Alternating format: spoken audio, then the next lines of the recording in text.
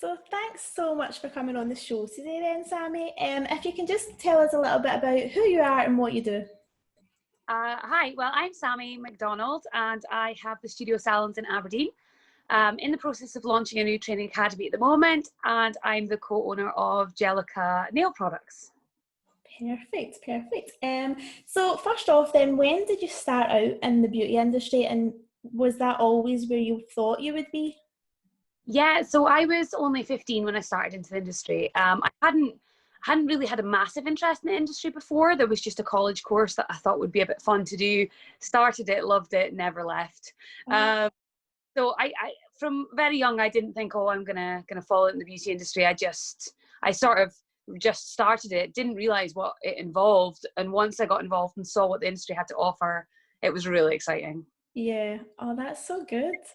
Yeah, so you have two salons just now then, and you're opening another one, I think, are you? Yeah, Yes. so two in Aberdeen, one in the city centre and one in the outskirts, and we've actually just got the contract to, I haven't told anybody this yet, but Oh. uh, contract to put a salon in the John Lewis store in Aberdeen. Perfect. Is this a Beauty Hustle exclusive then? Yeah, I haven't. Nobody really knows about that yet. It's sort of on the low, but yeah, I can sort of start talking about it now. Oh, that's so good. So do you still do treatments then? And do you have a team that work in the salons as well? Yeah, I have a really large team. I still do treatments. I still do 3 days a week of treatments at the moment. Obviously, I'm on slightly reduced hours with all the COVID restrictions. We can't have too many staff in at one time. So I used to do 12-hour days, but I'm doing 6-hour days at the moment. So I feel like a bit of a skyver. Yeah, oh, that's good. So what's your tips then for hiring a good team? Because I know you do have a large team, don't you, between the two salons? I think hire based on personality and customer service skills over treatment skills. Yeah. Um, Skills can always be worked on, but customer service you can't teach, and you can't teach somebody who fits in well with your team. So I always hire based on personality rather than qualifications. I would rather take on somebody that's lower qualified that has a much bubblier personality and that will look after my clients better than taking on somebody that's really qualified that is really shy and a bit more of a timid mouse. So yeah, when I'm interviewing, that's the key skills I look for. Oh, that's good. That is good advice as well, because you can always bring somebody's treatments up, can't you? Like, Yeah, mm, I when you get somebody's CV, you're always really impressed if they've got a lot of qualifications. But some of these girls I've gotten before have then really struggled with meeting new people, fitting in with a big team. So definitely, I always go for personality. yeah. Oh, that's good. And so you're opening in John Lewis, but my next question was going to be, how do you find the perfect space for a salon? What's your kind of thought process on choosing another salon? So it has to tick quite a few boxes. So it has to be at least 100 square meters, ideally, just for space to grow. Because if your business takes off, you don't want to be stuck in a really small unit with nowhere to be able to go. So a decent space, convenient parking close by, and high footfall area. So you don't want to be back and beyond where there's not people passing. The more people passing your shop and seeing it every day, the busier your shop will be. Because the forefront of minds then when they want to think, oh, that's where I'm going to book. That's what I'm going to try. So um, Yeah. definitely high footfall. Mm-hmm. Oh, that's good. That is good. So you co-own the nail brand Gelica. So Yeah. how did that all come about? Tell me about that. That's really exciting because I actually met Karen at an award ceremony when we were up against each other. Oh, Second year, and we just both got on so well, and she said, I'd love my own brand, and I'm like, oh my god, that's so would I. And the more we got chatting, we just decided that we both had, she's mainly an acrylic tech and I'm mainly a gel tech, so with the two of us together, we sort of like complemented each other. It wasn't competition, it was very much we both like complemented each other's skills. We've worked together for about 5 years now with Jellica, and it's still really busy. There are times where we don't give it the attention it needs because we both have salons, so sometimes that guilt of this brand could be a lot bigger if we had a bit more time to invest into it. But we do have a lot of like loyal customers that repeat buy all the time our products. A lot of product development and time goes into that side of things. That's the part of the business myself and Karen love, is the product development. Like, we love going to the factory, trying new things, playing about with new like chemical makeups. That's like a huge thing for us. But yeah, when it comes to sorting out updating the online store and the boring background stuff, takes a little bit more of the background to like our salon stuff we've got going on. But we are hoping, we've been working a lot over it during lockdown, so we do have a lot more exciting stuff to come from Jellica in the near future. Oh, that's so good. So did you think about going into that and having your own brand of gel just because you thought something was missing in the market, or did you just like the idea of having your own brand? Well, back when we started in the industry, like started Gelica, there was no other real like sort of name brands. It was right at the start. Like, obviously the market is quite saturated now. At the time, there wasn't really there wasn't loads of companies offering you white label products. Like, it wasn't an easy process. We had a lot of hoops to jump through to be able to get and get it, because it's made in the States. So even to get it to the UK and the trialing and the back and forth, that was a lot, because we wanted a UK factory, but we couldn't find anywhere to manufacture the products here. Quite a lot of our products are actually made in the UK now, not all of them, some of them are, and we are trying to veer more towards the UK market. But it's really difficult, because at the time we just couldn't find anywhere locally to do it. So every time we were trying new samples, we had to wait for stuff to be shipped over, give it a trial, and then go back and say, well, actually, we would like this tweaked, or it doesn't quite do this. And then we had to wait for them to make something else, and then the shipping again to get it over. So we were trialing it for a good few years before we even launched Jellica.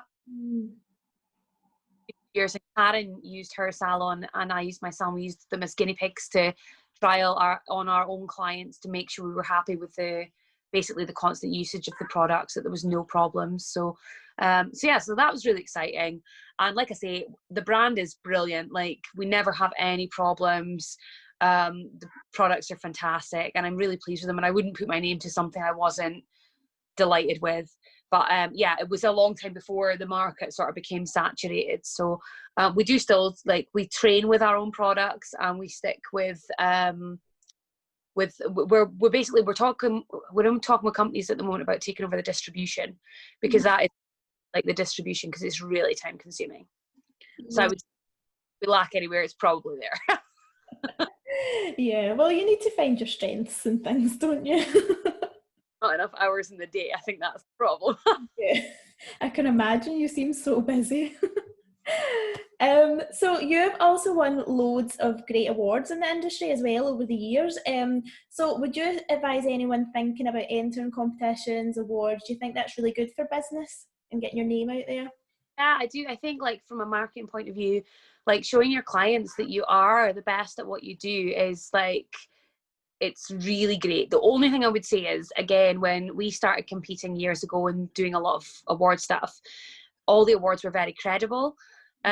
Now there's quite a lot that aren't, and you can pay to win pretty much. So I would just say be selective with the ones you enter. Do a bit of research on their judging process, on their criteria before you enter them, because I see so many people that have awards, but it's because they paid for them. Yeah, I know. I've seen some of that as well. It does make you're like, oh. I think it's sort of taken the value out of some awards as well, which is a shame, because I think winning an award, it makes you feel so proud. Like, if you really genuinely deserve that award and you did win, like, the feeling you get is unreal. But I think a lot of them as well are like voting, like, get your clients to vote for you, and it's not then who's the best, it's who's got the biggest network of friends, really. Yeah, I found that as well. Like, there was one that, and it wasn't even about your work. You didn't sign anything in or nothing like that. It was just about votes. So you felt a bit like, well, if you're only like a one-man band, say, like, you're not going to have as much as like a big salon, or Yeah. And it's become a big thing, like a big money maker awards for like like marketing and PR companies and events companies awards, the money that they've made out of some of the awards. We did calculations one time, and one of the awards we went to, it was about £140 a ticket, and they had 900 people there, and we were like, this is insane. So it's pretty much become about a money making thing rather than credible. Like, there's still plenty credible ones out there, but I would say just really make sure it is a credible company that is running the awards before you waste your time and enter. Yeah. Yeah, that's good advice. So you said at the start as well, but you're opening a training academy soon in Aberdeen Centre as well, is that? And Yeah, that's so. My friend Alana owns another company, Pink Lily. They're actually just relocating to bigger premises, and again, similar situation to Karen. We got talking one day, said, you know, I teach anyway for my salon, but I just have a small training room that only holds 4 beds at a push, but even then it's tight. So then it was like, we pushed for space, and she'd said the same, you know, I want to teach more. And we just realized that there isn't really a big academy up here at all. Like, not one that's connected to a salon, just an actual proper academy where you can come, you've got the space to yourself, you know, plenty beds, plenty space, good facilities, like, and learning resources as well, like projection screens, you know, having really good manuals, all like everything set up, ready to go. I think in the beauty industry, it's very much become, come and learn at my salon, and I'll teach like 1 or 2 people at a time. But that whole big school training environment seems to have like gone a little bit. I think up here, I don't know what it's like where you are, but the quality of training academies are not great either. Like, people are just qualifying and then becoming educators themselves, and the standards dropping a bit. So sort of the method behind it was to sort of try and raise the standards up here in the industry as well, which I think like we're very on par. We're hitting all our targets so far of what we want to do and what we want to achieve from the school. So that's really exciting. yeah, that sounds so good.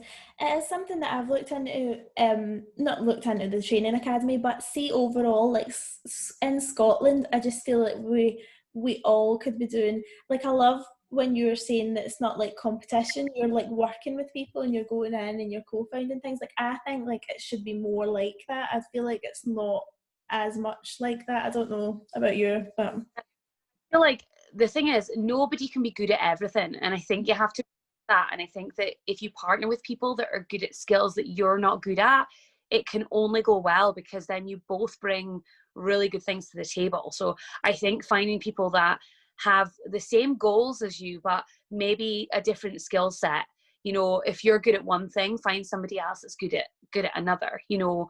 If one person's really good at marketing and another person's really good at writing training manuals, you know, or policies, or basically just find somebody that you sort of gel with, that you can really trust. But yeah, definitely different skill sets, because you can't be good at everything. It's the same in the beauty industry, you know. You're better to specialize in what you really like rather than trying to do every single beauty treatment out there, because you're just going to fail miserably, because the industry is just it changes so quickly, and to keep on top of all those skill sets would just be so difficult.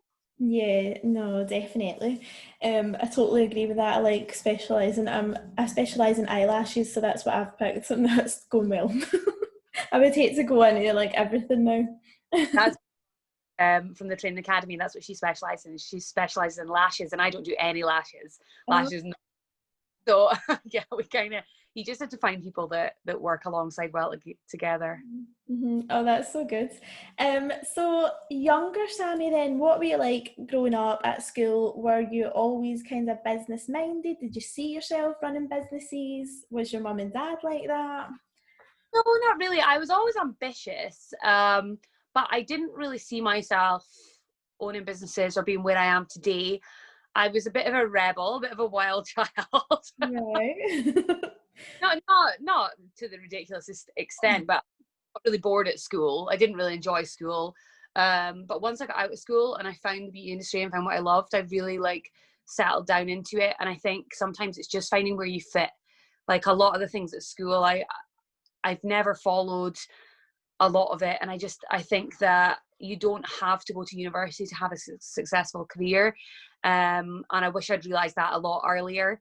Like, I did all all into beauty, but even then the structure of the college and that, once I left college and actually got into the industry, like it's got so much to offer, whether you want to go into like fashion, you want to move to London and work on photo shoots, like there's so much you can actually do. You can go on cruise ships, you can travel the world. Like we're really lucky that in this industry you can move anywhere in the world and still have a job. So I think that's what I've always loved about it, is that if you do get bored with one aspect of it, there's plenty more aspects and avenues to work your way down. You don't have to leave and find a whole new career just because you got a bit bored one day. So I think that's really good. Yeah, yeah, I think that too. I think even at college they don't really talk about all the opportunities that you can go into. Like I feel like you've found that out more when you're in the industry, like you're saying.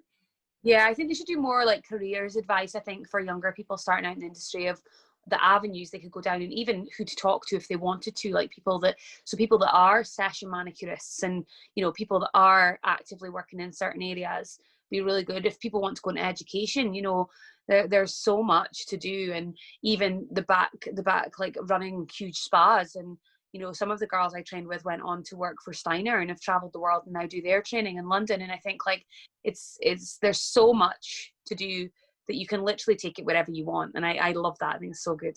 Yeah, definitely. So kind of leading on to that then, do you believe that having mentors are important? Very much so. I always have had people within the industry that I've looked up to. And that those people have changed throughout the years. You know, sometimes you outgrow certain mentors and you find new ones. I think you should always have somebody in your life that inspires you, somebody who sort of pushes you, because it's very easy to just sit back and just let your days tick away and just continue with what you're doing. And I think somebody that gives you some inspiration is really good. There are some amazing business coaches out there now, actually, for people that want to grow their businesses, that literally just specialize in business coaching. And some of them have been really good. Since my business I had before, I had somebody that dealt with all the sort of background business running, and I did the main salon running. In my new business, I do everything. So I've had a lot to learn about VAT, about PAYE, about cash flow forecasting. And it's never been my strong point, but I found a really good accountant that's been really patient with me and sat with me and helped me learn all of that kind of stuff, which has been really good. Because I think, like, again, I say you can't be good, you can't know everything. So find people what you don't know. Yeah, exactly. So what's made you choose that? Like that you did have somebody doing all that for you, and now in this business you've not? Is it just because you've learned it, you wanted to do it yourself, or because I'm Well, still doing treatments too, so I always feel like people are always like, oh, to grow your business you need to step back, but you seem to be doing everything, you're so busy. I've learned the hard way. I've had businesses before that I've had to get out of because they were toxic, you know, business partners. And I think that once you go through an experience like that, you realize what's important. And what's important is knowing your business inside out. So I can look at my business bank account and know, yes, that's pretty much the number I expected to see in there.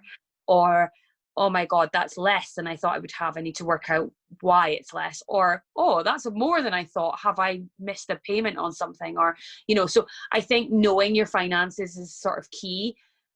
Especially when your business gets to my sort of size, you need to be on top of that, because one little slip and, you know, you could be in a lot of trouble. And especially with all the COVID stuff that's happened recently in salons being closed, you know, finances has never been so important. And I'm so pleased that I knew as much as I did, because it's helped my businesses survive through this. And I think if I hadn't educated myself so well in financial forecasting, that it could have been a totally different story for my business. So I think, as much as a lot of, as an industry, as therapists, we hate numbers, we hate accounting, we hate therapists that really enjoy that side of it. But I think it's a really important skill to learn. Yeah, that's good. I know. I think that's so true though, isn't it? Like, especially in this current climate, like cash flow and stuff is like the biggest thing, isn't it? Yeah. And I think, like, I don't know what other people's landlords were like, but mine haven't been the most forgiving with rent reductions at all, rent reductions or anything. So I think you have to sort of juggle and just try and survive and ride the storm. But yeah, I'm lucky that I knew enough about my salon's finances to be able to get through, because I think it definitely would have been another story if I maybe wasn't on top of that and had overspent on maybe products or training courses. Or because sometimes if you see a big number in the bank, it's quite easy to say, oh, well, we can't afford that £5,000 course, or oh, let's go and invest in a new skincare line at like £8,000, you know. But it's basically knowing that if you can actually afford to spend that money or if you can't. So I think that finances is key for a successful business. Yeah, well, that's so good. So how important is it to have a positive mindset to you? Do you believe in that? Do you think that that helps with success? Yeah, I do. I think if you get up and you have a positive mental attitude in the morning, you definitely are more productive and do more in your day than if you're feeling a bit down. Now, you're not human unless you have the odd down day.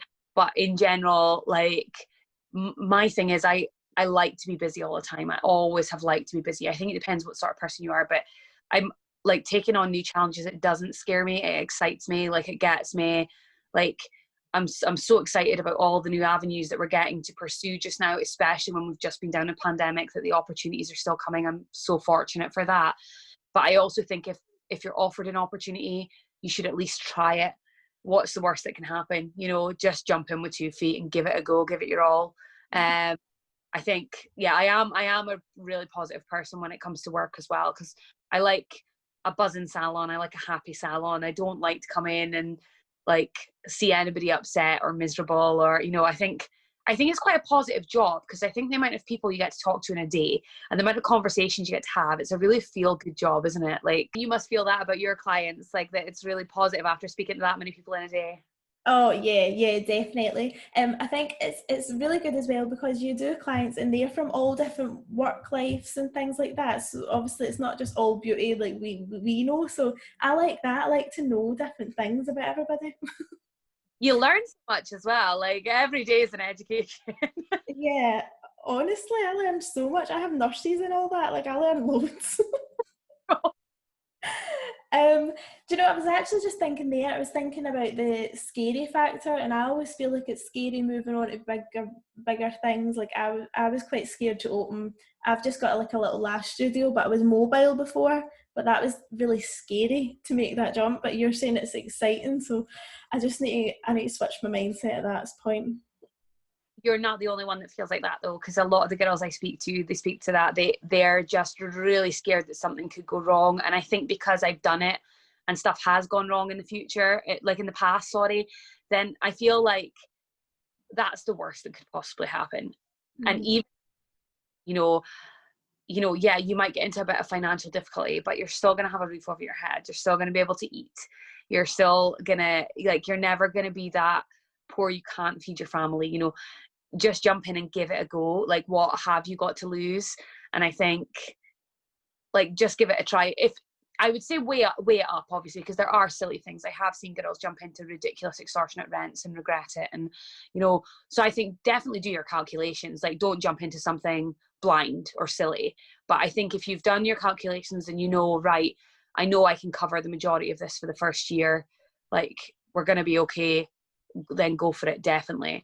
But everything is a risk, you know. Look, we've just been through a pandemic. Look at the amount of people that have lost their whole salons, and their salons were fine before this hit, you know. So I think you never know what's around the corner. Just give it a go.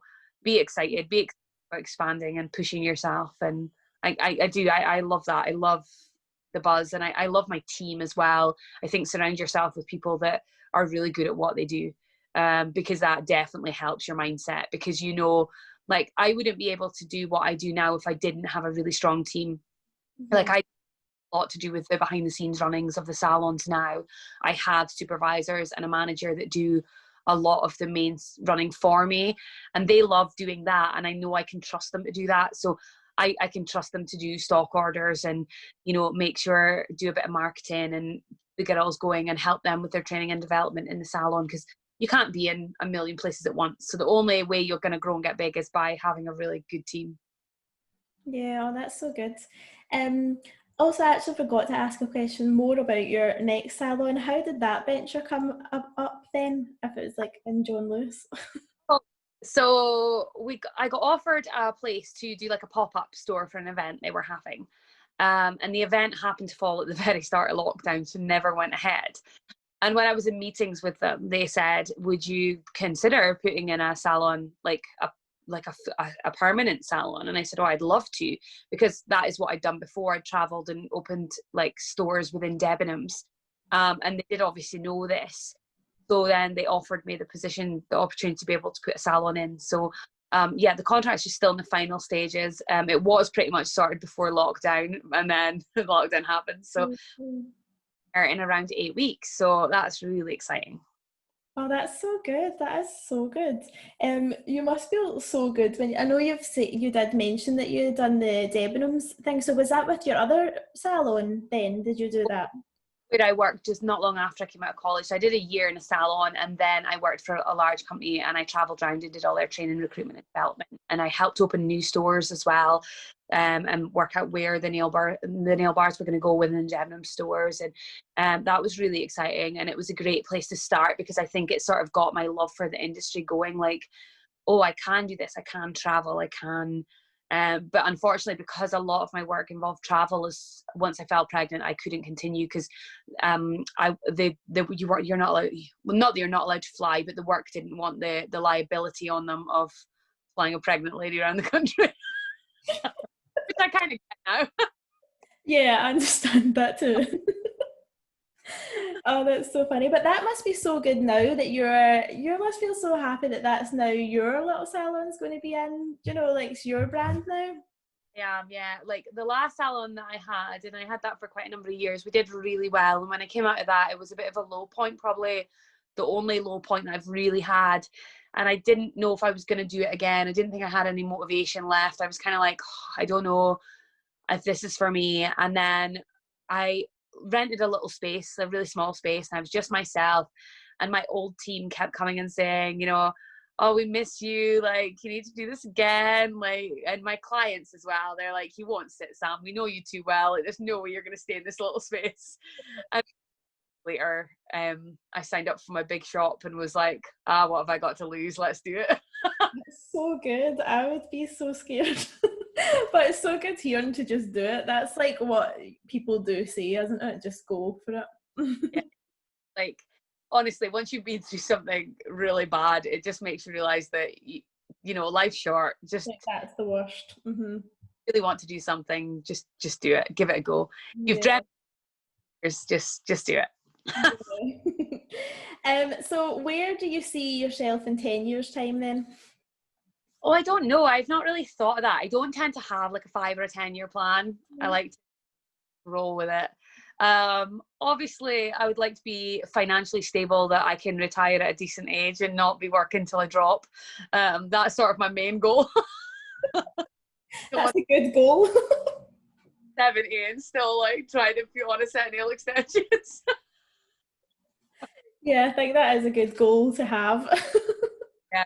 So basically, yeah, it's financial stability. But I think just I don't have long-term goals. I would love for my business to go even bigger. I'd love for John Lewis to love having us there and offer us other stores. But again, it's like anything. It's just all pipeline dreams. You don't know how it'll pan out, And I am realistic. So I don't jump in and think, oh my God, this is everything. I do think about what could happen as well. Like we could go in and John Lewis might think that actually we're not a fit for their business and it could go backwards. But it's the risk you take with everything, and if you don't try, you'll never know. So give it a go. But I definitely would like to see the salons a lot stronger. I'm excited to see where the academy will be in like 5-10 years time, because the building we're in for that, we have taken like it's not a small unit, but a slightly small unit, but the building that we're in has enough room for us to expand to take a lot of space. So if the business grows, our space can grow with it, which is really good. So we currently are going to have 2 full training, but we could have up to 8 training rooms if we move to the floor. So that's really exciting. Yeah, that's so good. That would be massive then, isn't it? There's nothing really around even Glasgow, I don't think, like that. That would be so good. and we could I can distribute Jellica and that through it as well. So I mean, it's really good. So we're hoping to get like a full-time administrator in that will run the courses and be able to have a little wholesale shop in there as well for people to be able to stop by and pick up products and that, because I think that's really important, because often you go on courses and then sometimes it can be a nightmare to get the products that you love that you've trained with on those courses. So yeah, so that'll be really good, really exciting. Yeah, that sounds super exciting actually. So I've got two last questions to end the show then. So what's your best or most worthwhile investment you've ever made? Training. Mm. Training and business mentors. Like, you can't scrimp on training. Like, I've tried doing cheaper courses before. I once did a derma planning course and I was in and out of there in 40 minutes. It was the worst course I've ever done in my life. 40 minutes. Said, oh, you clearly know what you're doing. You've got a lot of experience in the industry. You probably know more than me. Off you go. Oh no.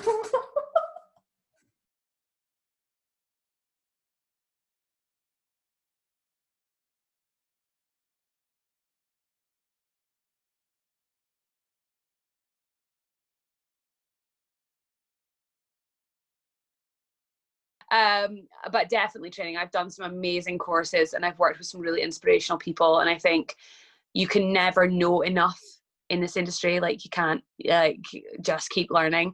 Even like, it's so amazing now. I'm not a big fan of online courses for practical things like online brow courses, online nail courses. I think unless you've got an educator in front of you that's properly showing you what to do. But I think online courses for advanced anatomy and physiology, there's a lot of stuff you can learn online, business mentoring, social media skills, all that kind of stuff. So I think there's so much to learn. Just keep learning, really. Yeah, definitely best investment. That's good. And in the last 5 years then, what's a new habit or a belief that has improved your life? I don't know. I've tried exercise all the time. I pick it up, I drop it, I pick it up, I drop it. So it's definitely not stuck. Coffee's been a good habit. Yeah, I like coffee too. For those long shifts. Well, I think my main belief is you've just got to take every opportunity that comes, and I've done that. And I think, yeah, just take every opportunity that comes your way, and I do that. And the more opportunities you take, the more doors open and the more avenues. It could be as simple as your local newspaper putting your name in there one time. Another publication sees your name, they ask you to contribute towards a blog. Before you know it, that blog has then invited you to go on to something else, or you've been asked to go and do the nails for a photo shoot. And it might be an unpaid photo shoot, but where are those images going to end up? And as long as your name's attached to those images, what work is then going to come from that? That I think, just take every opportunity. And if you think it will invest in your future a little bit, then definitely do it. Yeah, oh, that's so good. I love that one. So where can people find you then on social media? So my personal social media is nail_guru. That's on Insta. My salon is at the Studio Salons, and the training academy is at Aberdeen Academy BT for beauty therapy. And then there's Jellica Gel, which you can't miss because it's in quite a lot of places. Oh, that's so good. Well, it's so nice speaking to you, Sammy. Thanks so much for coming on again. Thank you so much for having me. It's been lovely. What a nice way to spend my afternoon.